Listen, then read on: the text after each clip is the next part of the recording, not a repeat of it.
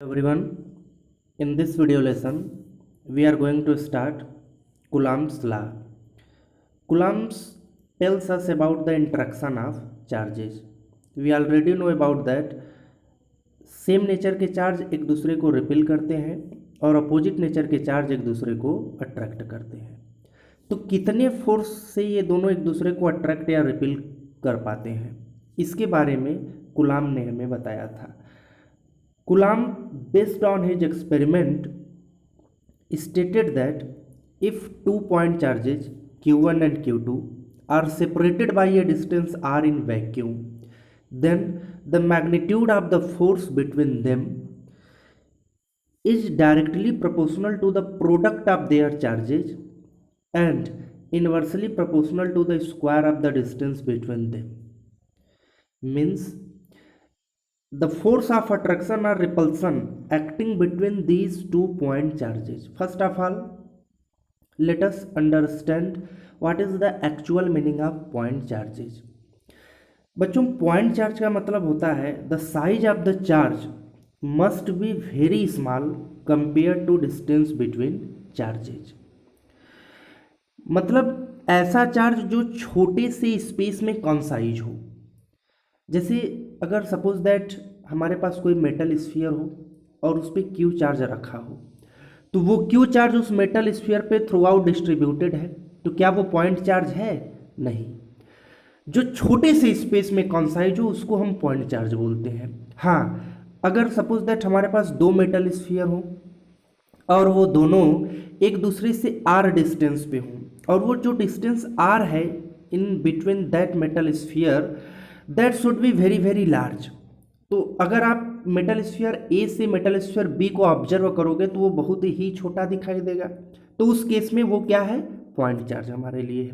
तो कूलाम्ब्स लॉ का आगे जब हम आपको लिमिटेशंस पढ़ाएंगे तो उसमें बताएंगे कि Coulomb's law is valid only and only for point charges.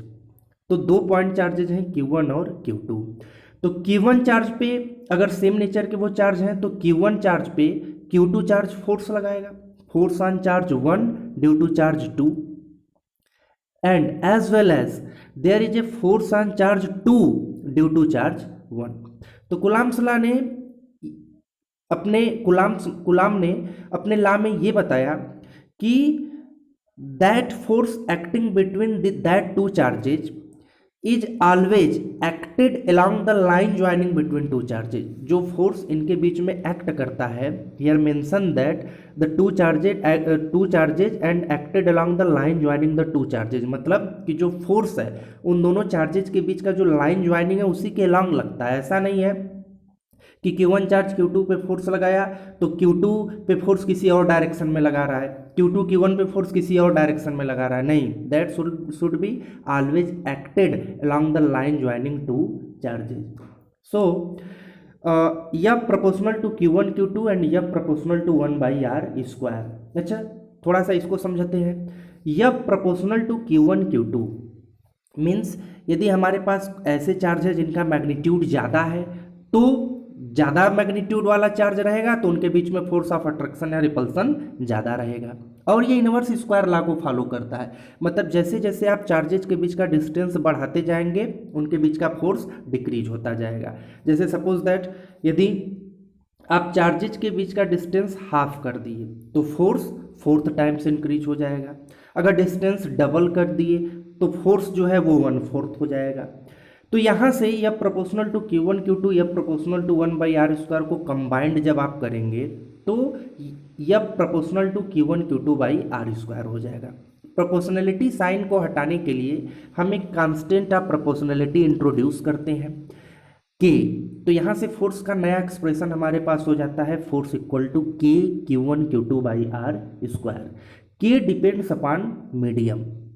K जो होता है वो मीडियम पे डिपेंड करता है। The nature of the medium in which charges are placed.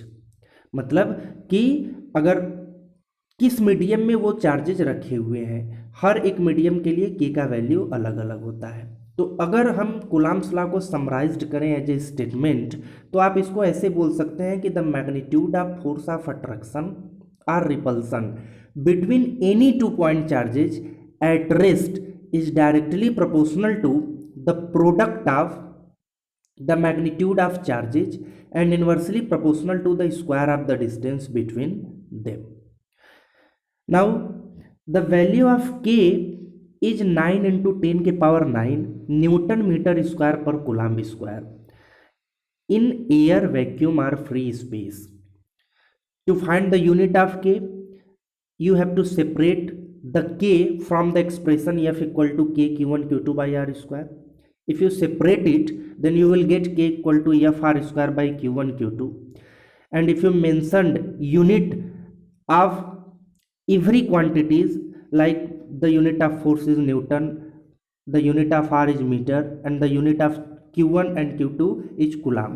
So you will get the unit of k and that will be newton metre square पर coulomb square. Generally बच्चों हम k को लिखते हैं k equal to 1/4 pi epsilon. Epsilon को बोलते हैं permittivity of medium. बच्चों ये परमिटिविटी क्या होता है इसको हम सेपरेट वीडियो बनाकर आपको अच्छे से एक्सप्लेन करेंगे. फिलहाल आप ये जानिए कि एयर या वैक्यूम और फ्री स्पेस के लिए एप्साइलन को हम एप्साइनल नॉट लिखते हैं. तो हमारा जो फोर्स का एक्सप्रेशन होता है वो हो जाता है F equal to 1/4 pi epsilon nought q1 q2 by r square, where the value of epsilon nought is equal to 8.854 into 10 power minus 12 coulomb square per Newton meter square. This is called absolute permittivity of free space. Now we discuss about the limitations of Coulomb's law.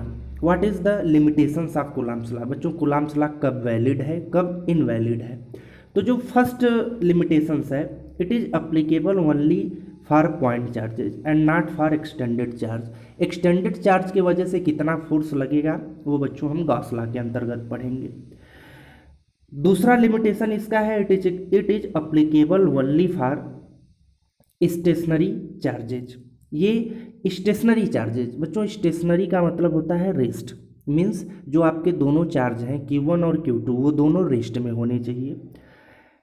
दोनों यदि motion में होंगे तो बच्चों Coulomb's law invalid हो जाएगा. हाँ, यदि एक रेस्ट में है और दूसरा मोशन में है तो वहाँ भी कूलम्ब्स लॉ लगेगा. Now third limitations of Coulomb's law is it is not valid if r is less than 10 power minus 15 metre. Means the distance between two charges is not less than 10 power minus 15 metre. 10 के power minus 15 metre से कम distance नहीं होना चाहिए उन दोनों charges के बीच का बच्चों. ठीक है, तो ये तो हो गया कूलम्ब्स लॉ के बारे में. अब हम लोगों को इसमें पढ़ना है Coulomb's law in vector form. जैसा कि आप लोग यहाँ पे देख रहे हैं कि दो point charges Q1 and Q2 है. एक पॉइंट चार्ज Q1 जिसपे Q2 फोर्स लगाएगा. सपोज दैट ये फोर्स F12 है, force on charge 1 due to charge 2. और सेम जो चार्ज Q1 है वो चार्ज Q2 पे भी फोर्स लगाएगा. That will be the force on charge 2 due to charge 1 and that two forces acted along the line joining between two charges. Let us suppose that the position vector of charge Q1 is R1 and the position vector of charge Q2 is R2. Then the force of interaction in between these two charges, if you want to write it in vector form, then how can you write it into vector form? First of all, the magnitude of both forces, force on charge 1 due to charge 2 and as well as force of charge 2 due to charge 1 are equal. So the expression for that force will be k Q1 Q2 by R square. But in this expression, if you want to write it in vector form, then k Q1 Q2 by R square represent only the magnitude of that force. To represent the vector, to represent the direction also, direction को भी represent करने के लिए हम क्या करेंगे बच्चों, देखेंगे कि ये जो force on charge 1 due to charge 2 है इसके डायरेक्शन में इन दोनों चार्जेज के बीच के डिस्प्लेसमेंट का यूनिट वेक्टर निकालेंगे. तो हमारा जो वेक्टर फॉर्म में फोर्स कूलम्ब्स लॉ होगा, जैसे अगर आपको लिखना है force on charge 1 due to charge 2, तो आप इसको ऐसे लिख सकते हैं k q1 q2 by r square, और इनके बीच का जो डिस्प्लेसमेंट वेक्टर है r21, आप इसका यूनिट वेक्टर ले लीजिए। तो जब आप r21 को आप क्या लिख सकते हैं, vector r2 minus vector r1, और जब इसका आप यूनिट वेक्टर लेंगे तो हो जाएगा k q1 q2 by r square, vector r1 minus vector r2 by mod of vector r1 minus vector r2, और फाइनली आप फोर्स के एक्सप्रेशन को लिख सकते हैं F12, यहाँ पे जैसा कि आप देख रहे हैं F12 या F21, F21 means force on charge 2 due to charge 1/4 pi epsilon not Q1 Q2 R21 का होल स्क्वायर एंड R21 का यूनिट वेक्टर ले लिए। तो इस तरीके से हम कूलम्ब्स लॉ को वेक्टर फॉर्म में रिप्रेजेंट कर सकते हैं। बच्चों, इसके बाद हम लोग एक मोस्ट इम्पॉर्टेंट प्रिंसिपल इसमें पढ़ेंगे and that will B principal of superposition. तो बच्चों हम लोग देखेंगे प्रिंसिपल ऑफ सुपरपोजिशन क्या होता है। जैसा कि आपके बुक में प्रिंसिपल ऑफ सुपरपोजिशन को मेंशन किया है, फोर्सेस बिटवीन मल्टीपल चार्जेज। जैसा कि यहाँ पे देखिए, experimentally it is verified that force on any charge due to n number of other charges is the vector sum of all the forces on that charge due to other charges taken one at a time। बच्चों, इसका मतलब हम आपको समझाते हैं। देखिए, जैसे suppose that हमारे पास दो चार्जेज हैं Q1 और Q2, तो अगर हम आपसे पूछें कि force on charge Q1 charge पे फोर्स क्या होगा, तो आप बोलोगे कि sir force on charge Q1 due to charge Q2। Force यदि अगर हम Q1 पे नेट फोर्स निकालें तो force on 1 is equal to force on 1 due to charge 2, दूसरे के वजह से पहले पे जो फोर्स लगेगा। अगर मान लीजिए हमारे पास तीन चार्ज है Q1 Q2 और Q3, तो फिर अगर यदि हम आपसे पूछें कि बताइए what is the net force on charge 2, तो चार्ज 2 पे आप बताइए नेट फोर्स क्या होगा। तो बच्चों, चार्ज 2 पे जो Q2 चार्ज है, अगर हम उसको 2 बोलें तो Q2 चार्ज पे Q1 भी फोर्स लगाएगा, Q3 भी फोर्स लगाएगा। तो प्रिंसिपल ऑफ सुपरपोजिशन ये बोलता है कि जो नेट फोर्स ऑन 2 होगा that will be the vector sum of the forces acted by charge 1 and charge 3, यानी F ऑन 2 यदि आप निकालना चाहेंगे तो F ऑन 2 हो जाएगा force on charge 2 due to 1 plus force on charge 2 due to 3। तो इसका डेफिनेशन आप ऐसे भी दे सकते हैं कि in a system of n charges the net force on any one charge is the vector sum of forces due to all remaining charges on this charge. मतलब कि यहाँ पे अगर सपोज दैट आपके पास n चार्ज हैं, Q1 Q2 Q3 ऐसे करके आपके पास Qn तक चार्ज हैं। अगर हम आपसे पूछें कि what is the net force on nth charge, तो आप प्रिंसिपल ऑफ सुपरपोजिशन के अकॉर्डिंग आप ऐसे बोलेंगे कि the net force on nth charge is equal to force on nth charge due to 1 plus force on nth charge due to 2 plus force on nth charge due to 3 plus dot dot dot force on nth charge due to n-1। मतलब कि आप ऐसे समझ लीजिए कि किसी तीसरे charge के आने के वजह से अगर किन्हीं दो चार्जेज के बीच में फोर्स लग रहा है तो तीसरे चार्ज के आने से उन दोनों चार्जेज के बीच में लगने वाले फोर्स पर कोई भी इफेक्ट नहीं पड़ेगा। That is called principal of superposition, जैसा कि आप यहाँ पे एक्सप्रेशन देख सकते हैं। ठीक है बच्चों, अब इस पे बेस्ड बच्चों क्वेश्चन है, इसको आप लोग घर पे प्रैक्टिस करिएगा। And if you have any doubt related to Coulomb's law then आप कमेंट सेक्शन में हमको बताइए and I will try my best to solve your all doubt related to Coulomb's law. Thank you बच्चों।